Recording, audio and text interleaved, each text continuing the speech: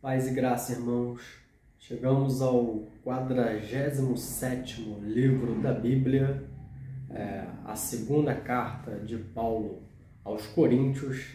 Então, lembrando que não é um livro, é uma carta, a segunda que Paulo escreve e que está registrada aqui na Bíblia para a igreja de Corinto.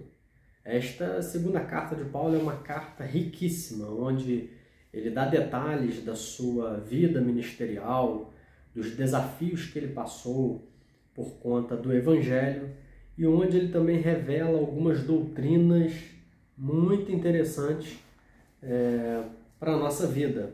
Ele fala, por exemplo, no capítulo 5, da nossa casa terrestre, que é o nosso corpo, e também da casa celestial, que é o nosso corpo glorificado, que é o corpo que nós receberemos na ressurreição. Essa carta, além de ter esses detalhes autobiográficos da vida de Paulo, ele também tem um tratamento assim muito pessoal em relação ao irmão que havia pecado, um pecado de incesto, que na primeira carta, no capítulo 5, Paulo ordena para que ele seja disciplinado. E agora aqui nesta carta, mediante ao arrependimento dele e a mudança de conduta, Paulo chama ele novamente à comunhão. É muito interessante, irmãos, quando a gente lê essas cartas, a gente vê problemas reais que Paulo, como apóstolo, pregador e mestre, ele enfrentava naquela época.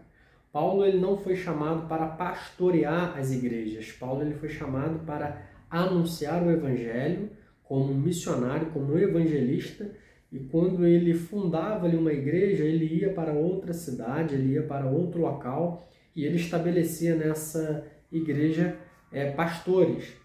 Só que ele, mesmo à distância, ele enviava essas cartas para resolver alguns problemas. Então, nesta carta aqui, a gente vê o coração de Paulo aberto aqui nessas instruções. Ele começa agradecendo a Deus no capítulo 1, bendito seja o Deus e Pai de nosso Senhor Jesus Cristo, Pai das misericórdias e de toda consolação. Paulo aqui já no capítulo 1, no versículo 4, ele diz: é Ele que nos conforta em toda a nossa tribulação, para podermos consolar aos que estiverem em qualquer angústia, com a consolação com que nós mesmos somos contemplados por Deus. Ou seja, Paulo está dizendo que ele passava por sofrimento, que Deus consolava ele, para ele poder consolar os irmãos que também passassem por sofrimento. E ele chega a dizer no versículo 8, porque não queremos, irmãos, que ignoreis a natureza da tribulação que nos sobreveio na Ásia, porquanto foi acima de nossas forças, a ponto de desesperarmos até da própria vida. Paulo está dizendo aqui que a provação que ele passou foi tão forte que foi acima da sua própria força.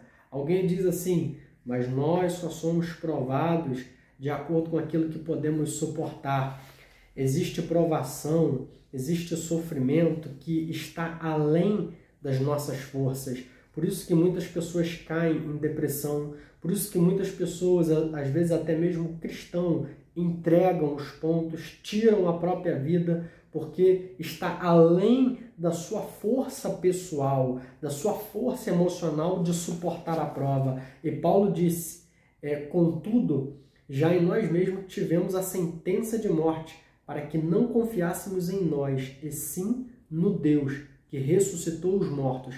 Capítulo 1, verso 9. Ele diz que ele não tinha mais força nenhuma, mas que ele confiava em Deus, para que ele não pusesse a confiança nele próprio. Então, Paulo aqui, nessa carta, ele relata problemas, desafios, perseguições que ele passou e que ele recebia essa consolação de Deus. E aqui, irmãos, Paulo, no capítulo 2, como eu disse, no versículo 5 ele diz: ora, se alguém causou tristeza, não o fez apenas a mim, Mas para que eu não seja demasiadamente áspero, digo que, em parte, a todos vós, basta-lhe a punição pela maioria, de modo que deveis, pelo contrário, perdoar-lhe e confortá-lo, para que não seja o mesmo consumido por excessiva tristeza. Pelo que vos rogo que confirmeis para com ele o vosso amor.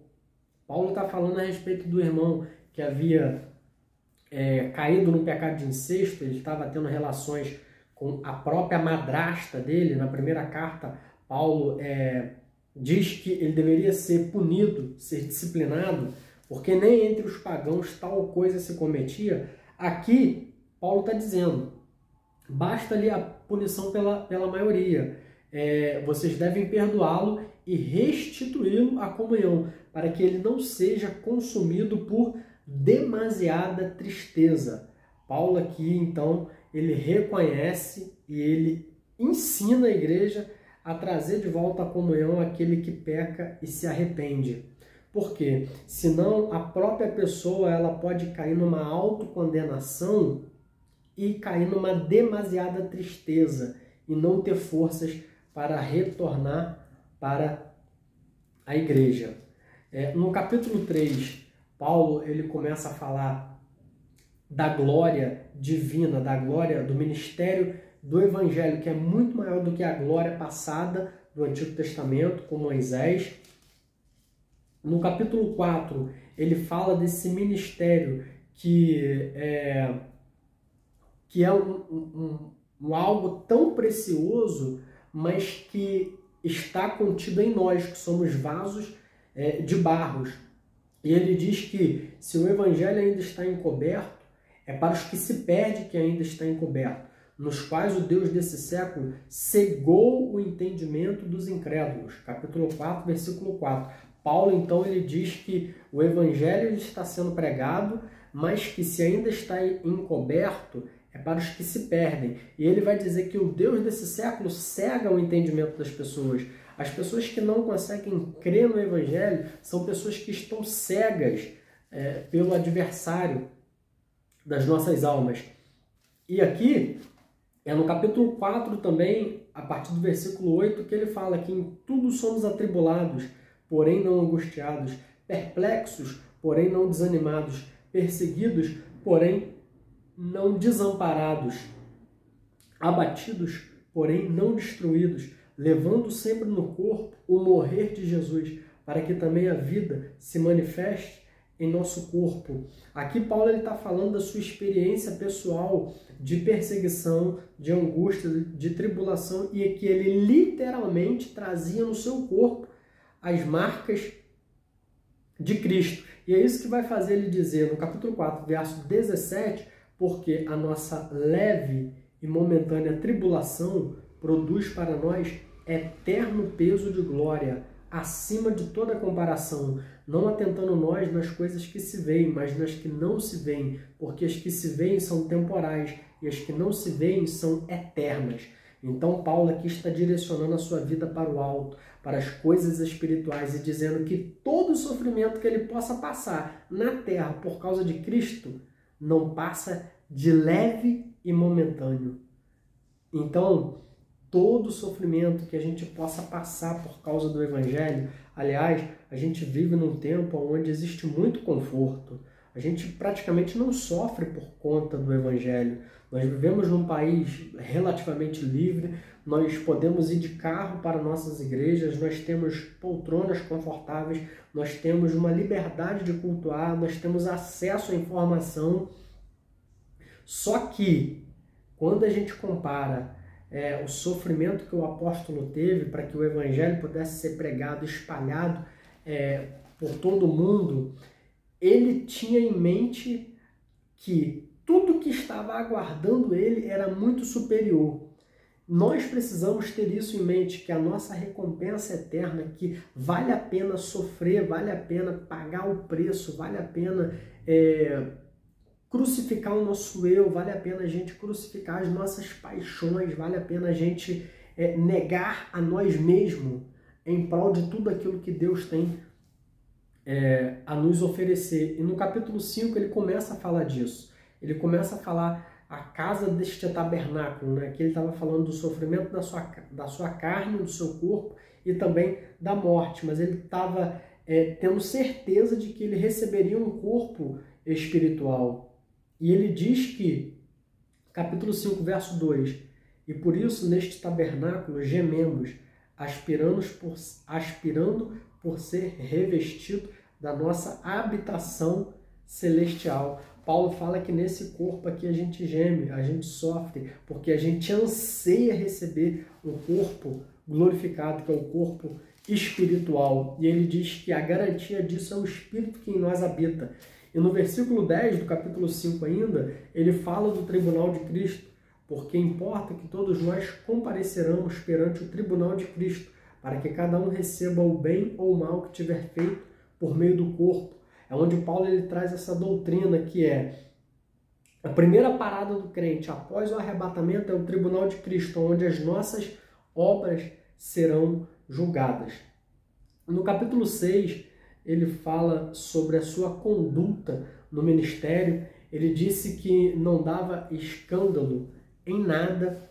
A conduta dele era uma conduta totalmente irrepreensível.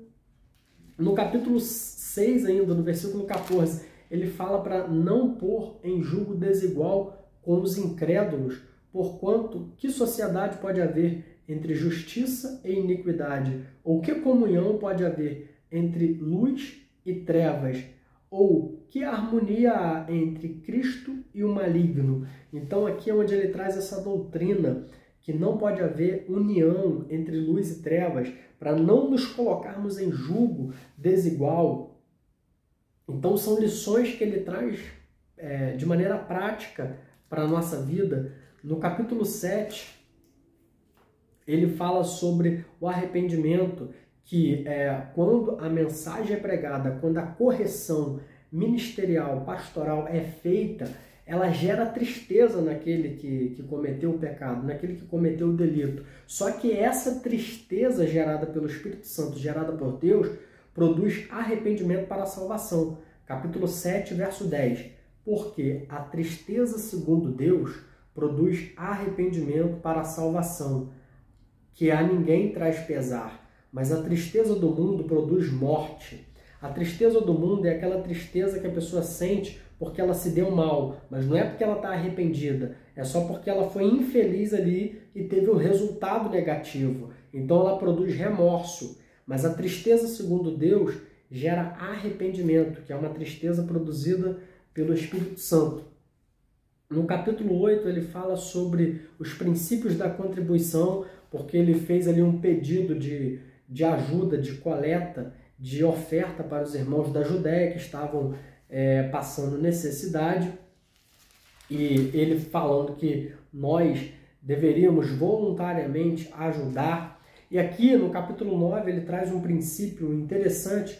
No capítulo 9, versículo 6, ele diz assim: e isto afirmo, aquele que semeia pouco, pouco também ceifará, e o que semeia com fartura, com abundância, também ceifará. Cada um contribua segundo tiver proposto no coração, não com tristeza ou por necessidade, porque Deus ama quem dá com alegria.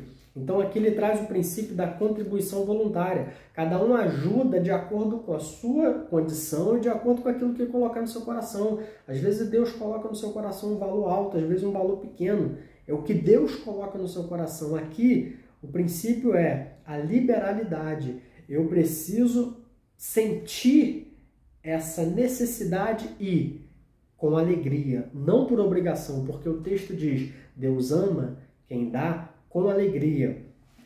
Só que ele faz uma promessa, que quem contribui muito recebe também muito. É a lei da semeadura, que o Paulo fala aqui.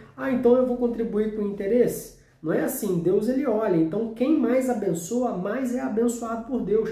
Esse é um princípio que Paulo deixou para o nosso ensinamento aqui em 2 Coríntios, capítulo 9, versículo 7. Capítulo 10, Paulo ele fala sobre a autoridade do seu apostolado, porque havia falsos profetas e falsos mestres que que estavam usurpando a autoridade, querendo dominar a igreja de Corinto, e estavam desqualificando Paulo. Então Paulo aqui no capítulo 10, ele assume aqui a responsabilidade ministerial. No capítulo 11, ele fala também sobre a sua conduta, fala sobre as vezes em que ele foi açoitado, as prisões que ele passou. No capítulo 11 ele fala dos seus sofrimentos. No capítulo 11 ainda, no versículo 14, ele diz: e não é de admirar, porque o próprio Satanás se transforma em anjo de luz. Então, ele está falando que esses falsos mestres, esses falsos profetas, eles são igual ao Satanás, que se transforma em anjo de luz. Ou seja, se apresentam como pastores, se apresentam como mensageiros do evangelho, mas por dentro são lobos devoradores. E ele diz: o fim deles será conforme as suas obras. Paulo, então, ele começa a falar dos seus sofrimentos aqui no capítulo 11 e no capítulo 12, como prova do seu chamamento por Deus, como prova de que ele era um apóstolo escolhido por Deus. Ele fala a respeito da sua visão. Ele fala a respeito do arrebatamento que ele teve ao céu, dizendo que ele foi elevado ao céu e que viu coisas que ao homem não é lícito falar. E foi aonde ele diz que tinha um espinho na carne e ele ora para que esse espinho fosse tirado e Deus não tira dele e diz: Paulo, a minha graça te basta. Então aqui Paulo tem esse consolo da parte de Deus, o próprio Deus dizendo que a graça dele bastava. Irmãos, aqui no capítulo 12, verso 15, olha o que Paulo fala a respeito do Evangelho. Eu, de boa vontade, me gastarei e ainda me deixarei gastar em prol de vossas almas. Porque Paulo sabia qual era o chamado dele, o zelo e o carinho que ele tinha por essa igreja aqui de Corinto, aonde ele derrama a sua alma, fala das suas tribulações, ensina que a igreja doutrinas preciosíssimas. No capítulo 13 ele fala dos seus planos e capítulo 13, versículo 13 é onde a gente tem a bênção apostólica. A graça do Senhor Jesus Cristo e o amor de Deus e a comunhão do Espírito Santo sejam com todos vós. Paulo termina deixando uma bênção apostólica para os irmãos ali de Corinto. Irmãos, as cartas são riquíssimas. Que nós possamos mergulhar na palavra, buscar entender aqui a mente, as experiências do apóstolo, porque ele imitava Cristo. E foi ele que disse: sede meus imitadores, como eu sou de Cristo. Que Deus possa te abençoar e até a próxima.